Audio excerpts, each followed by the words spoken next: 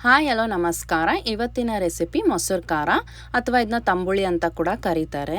ನಾನು ಇವತ್ತಿದನ್ನ ಬೂದ್ಕುಂಬಳಕಾಯಿ ಯೂಸ್ ಮಾಡಿಕೊಂಡು ಮಾಡ್ತಾಯಿದ್ದೀನಿ. ನಾನಿಲ್ಲಿ ಹಚ್ಚಿರೋ ಬೂದ್ಕುಂಬಳಕಾಯಿನ ತೊಗೊಂಡಿದ್ದೀನಿ. ಇಷ್ಟು ಹಚ್ಚಿರೋದು ನನಗೆ ಅಂಗಡಿಯಲ್ಲೇ ಸಿಕ್ಕಿತ್ತು. ಅದನ್ನು ಒಂದು ಸಣ್ಣ ಪೀಸಾಗಿ ಕಟ್ ಮಾಡಿಕೊಂಡು ಚಾಕುವಿನಿಂದ ಅಥವಾ ಪೀಲರಿಂದ ಮೇಲಿಂದು ಸಿಪ್ಪೆನೆಲ್ಲ ತಕ್ಕೋಬೇಕು. ಸ್ವಲ್ಪ ಕಷ್ಟವಾಗಿರೋ ಕೆಲಸ ಅಂದರೆ ಇದೆ ಇದರಲ್ಲಿ, ಸಿಪ್ಪೆನೆಲ್ಲ ತಕ್ಕೊಳೋದು.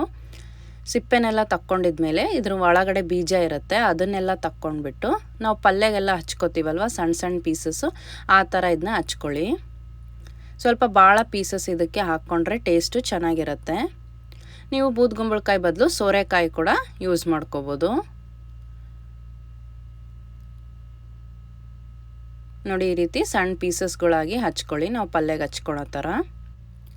ಈಗ ಒಂದು ಪಾತ್ರೆಯಲ್ಲಿ ಒಂದು ಸ್ವಲ್ಪ ಕುದಿಯೋ ನೀರಿಗೆ ನಾವು ಹಚ್ಚಿರೋ ಬೂದ್ಕುಂಬಳಕಾಯಿನ ಹಾಕಿ ಒಂದು ಸ್ವಲ್ಪ ಉಪ್ಪು ಹಾಕಿ ಒಂದು 10 ನಿಮಿಷ ಇದನ್ನು ಕುದಿಸ್ಕೊಳ್ಳಿ. ಇದು ಬೇಗ ಬೆಂದು ಬಿಡುತ್ತೆ. ಇದನ್ನು ಬೇಯಿಸ್ಕೊಳ್ಳೋಕ್ಕೆ ನೀರು ಸ್ವಲ್ಪ ತಗೊಳ್ಳಿ, ಆವಾಗ ಆ ನೀರನ್ನೆಲ್ಲ ನಾವು ಯೂಸ್ ಮಾಡ್ಕೋಬೋದು. ಭಾಳ ತೊಗೊಂಬಿಟ್ರೆ ಆ ನೀರೆಲ್ಲ ವೇಸ್ಟ್ ಆಗಿಬಿಡುತ್ತೆ. ಇದು ಒಂದು 10 ನಿಮಿಷಕ್ಕೆಲ್ಲ ಒಂಥರ ಟ್ರಾನ್ಸ್ಪರೆಂಟ್ ಆಗಿಬಿಡುತ್ತೆ, ಆವಾಗ ಇದು ಬೆಂದಿದೆ ಅಂತ. ಇಲ್ಲಾಂದರೆ ನೀವು ಒಂದು ಓಳ್ನ ತೊಗೊಂಡ್ಬಿಟ್ಟು ಇಜ್ಜಿ ಕೂಡ ನೋಡ್ಬೋದು.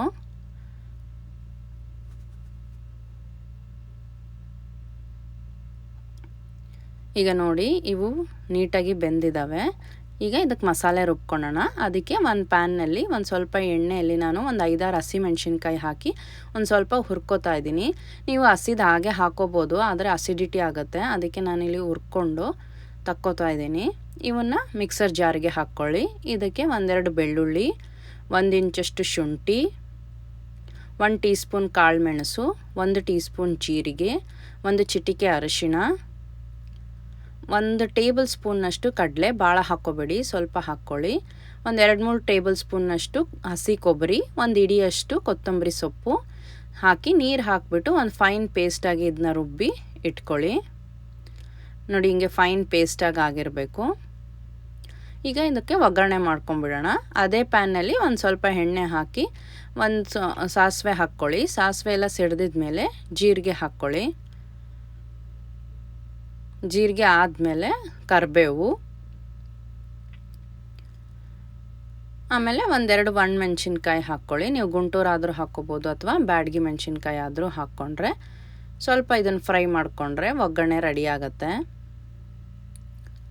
ಈಗ ಒಂದು ಅರ್ಧ ಬಟ್ಲಷ್ಟು ನಾನಿಲ್ಲಿ ಮೊಸರನ್ನ ತೊಗೊಂಡಿದ್ದೀನಿ.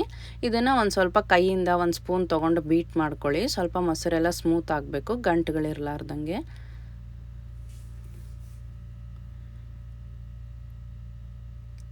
ಈಗ ನಾವು ಸೋರೆಕಾಯಿ ಬೇಯಿಸಿರ್ತೀವಲ್ವ, ಅದು ತಣ್ಣಗಾಗಿದ್ಮೇಲೆ ಇದಕ್ಕೆ ಹಾಕ್ಕೊಳ್ಳಿ. ಬಿಸಿ ಇದ್ದಾಗ ಹಾಕ್ಕೋಬೇಡಿ.